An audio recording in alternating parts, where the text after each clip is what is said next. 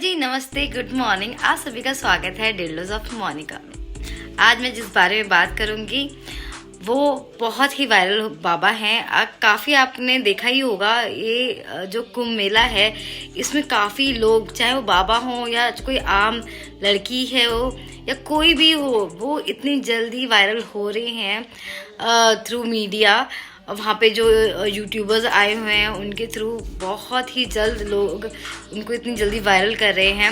जैसे कि मैंने आपको एक वीडियो में दिखाया था, मेरी पिछली वीडियो में, कि एक लड़की है जो मालाएं बेचती है, वो वायरल हुई है, काफ़ी वायरल हुई है। वो भी बेचारी इतनी वायरल हुई है कि वो परेशान हो गई है। उसको मतलब ये सोचना पड़ रहा है कि क्या मैं कुंभ में रहूं या मुझे छोड़ के जाना पड़ेगा।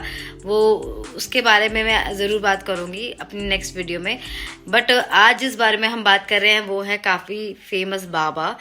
आपने देखा ही होगा कि कुंभ मेले में बहुत सारे बाबा हैं जो वायरल हुए हैं, चाहे वो एक हाथ उठाने वाले बाबा हों, चाहे कांटे वाले बाबा हों, या कोई भी, मतलब बहुत सारे बाबा हैं, मैं तो नाम भी भूल गई हूँ उनके।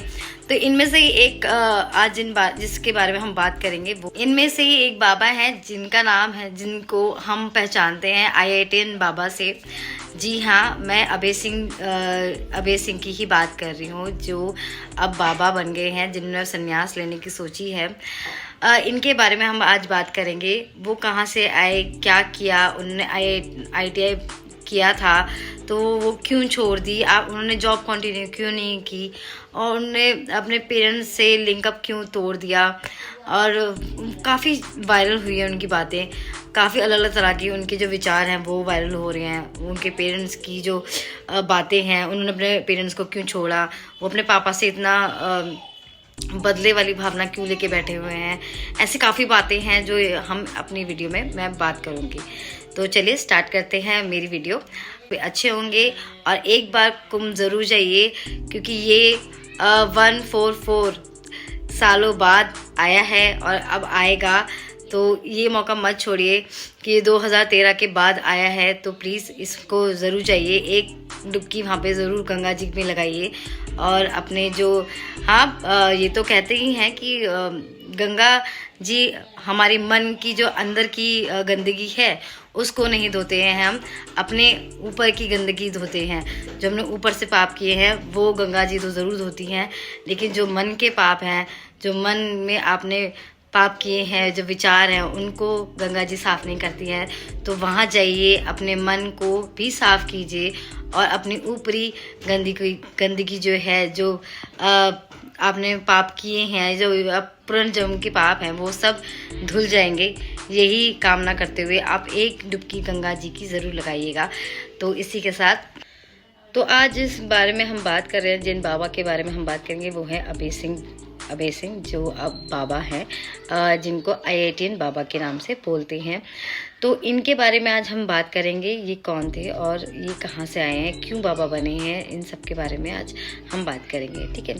तो जो अभय सिंह हैं, वो उन्होंने अपनी पढ़ाई की थी, वो की है IIT बॉम्बे से, जिन्होंने बॉम्बे इंजीनियरिंग एरोस्पेस इंजीनियरिंग का कोर्स किया था, ठीक है। इसके बाद उन्होंने कोविड में करने के बाद वो कोविड में अपनी बहन के पास चले गए, जो कनाडा में रहती थी।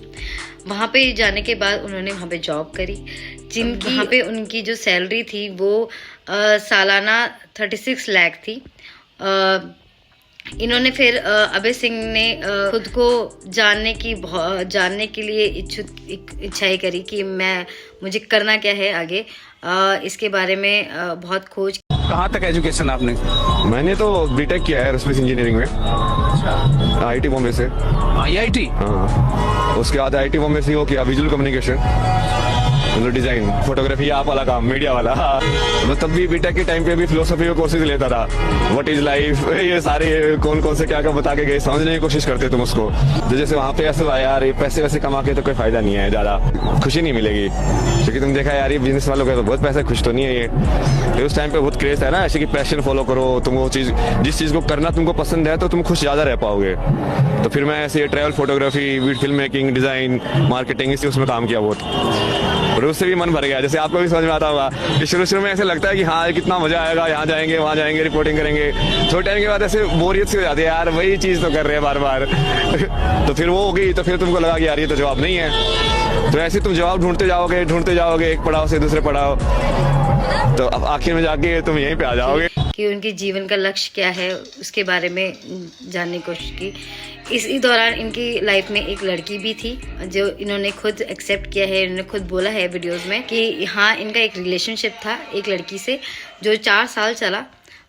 बट ये सारी काफ़ी अफवाहें हैं कि वो जो उनका रिलेशनशिप है वो एक बड़ी वजह है उनके बाबा बनने में। तो नहीं, इससे उन्होंने बहुत इनकार किया है कि ये वजह नहीं है। उस लड़की का कोई रोल नहीं है उनके बाबा बनने में। उनका 4 साल का रिलेशन ज़रूर चला था जो वो ख़त्म हो गया था एक टाइम पे, और उसके बाद उन्होंने पीछे मुड़ के फिर नहीं देखा।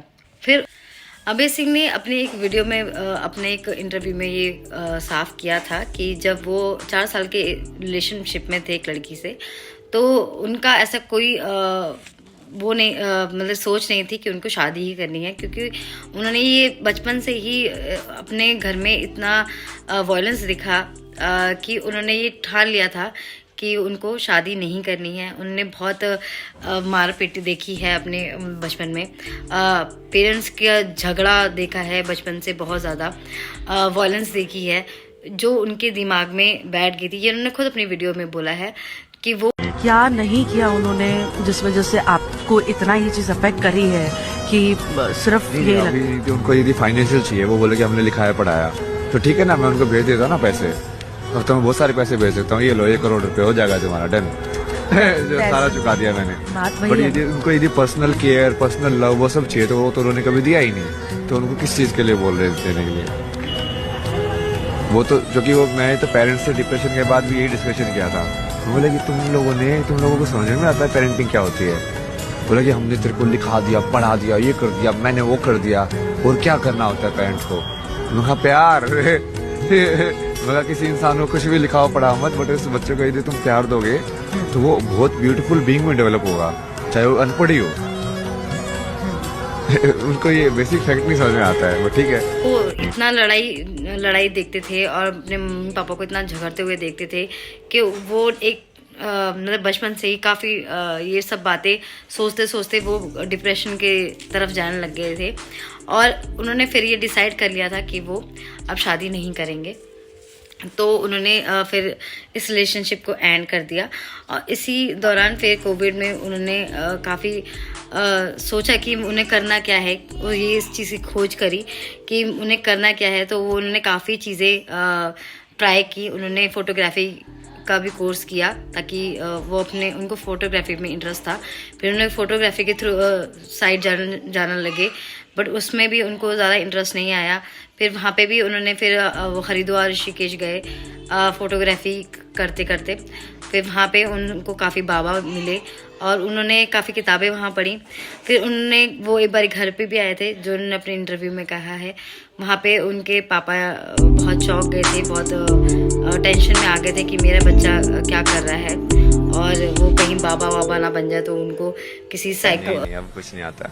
अरे उन लोगों ने तो मैं बीच में मैं मेडिटेशन ये सब करता था घर पे, पुलिस बुला ली, ये तो पागल हो गया है, इसको यहाँ पे लेके जाओ। भाई बहुत बढ़िया, भगवान ने छुटकारा दिलाया, अपने आप ही छुटकारा दिला दिया, मेरे पाप भी नहीं लगेगा, खुद ही भगा रहे हैं। खुद भगा दिया।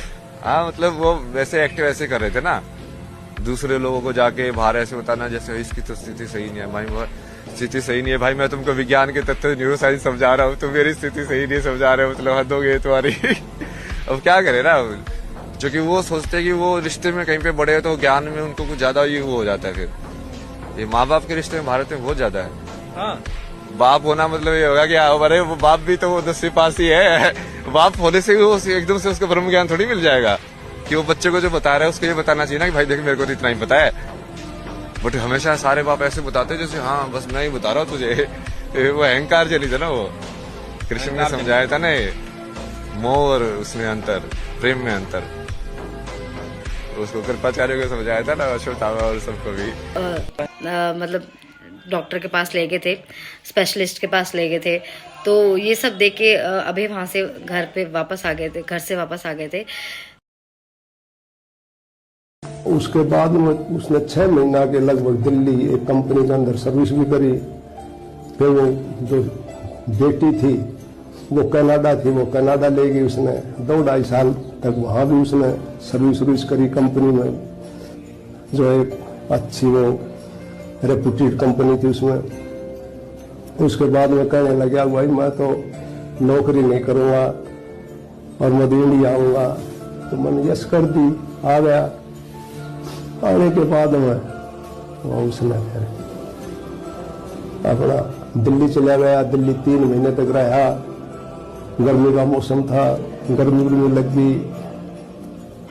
उसके बाद में मैंने उसको टेलीफोन मैसेज कराया व्हाट्सएप पर, भाई धन दौलत और साम्राज्य तो फिर मिल जाते हैं, जब तू जिंदगी चली गई तो फिर कुछ नहीं मिलेगा।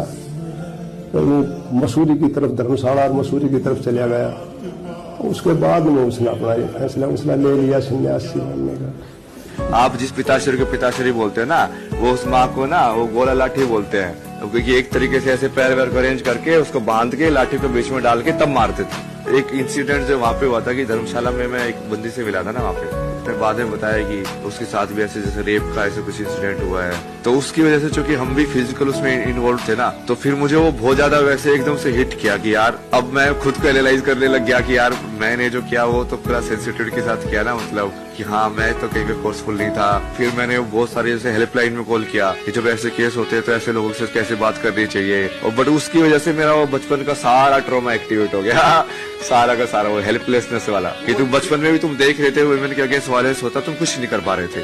क्यों हो रहा है समाज के अंदर ये इनइक्वालिटी, क्यों है, क्यों नहीं समझते हम उनको बराबर? मतलब बराबर समझना, वैसे तो भगवान समझना चाहिए, पूजा करनी चाहिए। कृष्ण भी तो राधा की पूजा करते थे ना, वो कितनी बार बोला मैं तो तेरी पूजा करता हूँ। तो आपने जैसे कि देखा वीडियो में, उनके फादर बहुत ही शॉक्ड हैं। वो नहीं चाहते थे कि ये मेरा बच्चा, ऑब्वियसली कोई भी फादर नहीं चाहेगा, कोई भी पेरेंट नहीं चाहेगा कि उसका बच्चा एक बाबा बन जाए, सन्यासी बन जाए, कोई भी नहीं चाहेगा। लेकिन ये एक शिक्षा देता है कि हर पेरेंट को कि वो अपने घर में ऐसी कोई भी नेगेटिव चीज़ें ना करें कि बच्चों को अफेक्ट करें या बच्चों के दिमाग में बैठ जाएं। तो मेरी आप सबसे यही ख्वाहिश है, गुजारिश है कि प्लीज़ अपने घर में अशांति ना फैलाएं, और कोई भी किसी भी बात के लड़ाई झगड़े हैं वो प्लीज़ बच्चों के सामने कभी मत करिएगा, क्योंकि वो छोटे बच्चे हों चाहे बड़े बच्चे हों, सबको अफेक्ट करती हैं ये सब नेगेटिव चीज़ें। तो प्लीज़ आप पॉजिटिव रहिए। कैसे हर चीज़ का एक सलूशन होता है, तो प्लीज़ बैठ के बातें करिए, बातें करके अपनी प्रॉब्लम जो भी हैं सॉर्ट आउट कीजिए। लड़ाई करके या गाली गलौज करके या कोई भी वर्ड्स निकाल के या अपने घर में नेगेटिविटी फैला के कोई भी किसी चीज़ का सलूशन नहीं निकलता है। तो इसी को मतलब बोलते हुए मैं इस वीडियो का एंड कर रही हूँ। काफ़ी लंबी वीडियो हो गई है।